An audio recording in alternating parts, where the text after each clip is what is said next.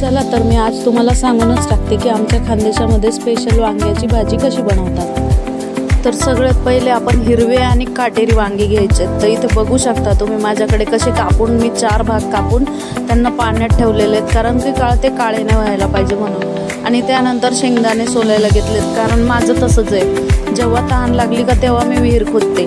मग विहीर खोदून झाल्यानंतर लागले मग मी माझ्या पुढच्या कामाला। मग सगळ्यात पहिले खूप सारा लसूण घ्यायचा आणि 2-2.5 पळ्या तेल घ्यायचं। त्याच्यामध्ये तो लसूण चांगला परतवून घ्यायचा आणि लसूण टाकल्यानंतर बघा इथे माझ्याकडनं थोडंसं तेल कमी झालं होतं, तर ह्या भाजीला थोडंसं तेल जास्तच टाकायचं, तरच ती भाजी थोडीशी चांगली लुसलुशीत होते।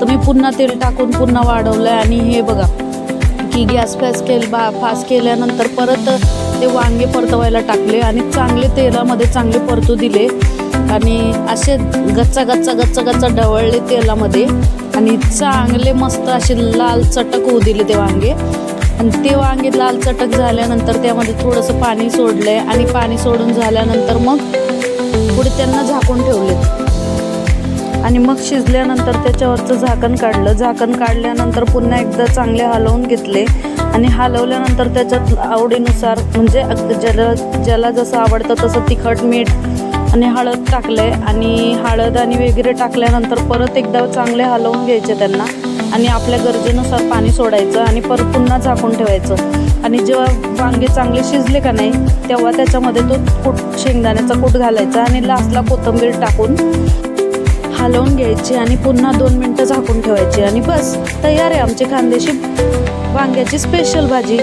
पण ते सगळं झाल्यानंतर चपात्या बनवायला घेतल्या आणि बघू शकता इथं किती घाम येतोय मला, आणि चपात्या आणि भाकरी असं दोन्ही बनवायचं होतं आज। तर बघू शकता चपात्या बनवून झाल्या होत्या आणि भाकरी बनवत होती। जेवण खाऊन करून झाल्यानंतर आमच्या प्लॅननुसार आम्ही चाललो होतो आज थोडंसं मार्केटमध्ये, म्हणजेच थोड्याशा घरच्या काही वस्तू घ्यायच्या होत्या।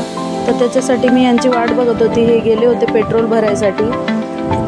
तर त्यासाठी आम्ही बाहेर बसून वाट बघत बसलो होतो 2 जण मायलेकर, आणि असंच बसून थोड्या वेळ वाट पाहिली आणि मग थोड्या वेळाने ते आले। मग तोपर्यंत माझा बाबू मागून त्यांचं वॉलेट घेऊन आला होता। मार्केटचा ब्लॉग पाहण्यासाठी नेक्स्ट पार्ट नक्की पहा।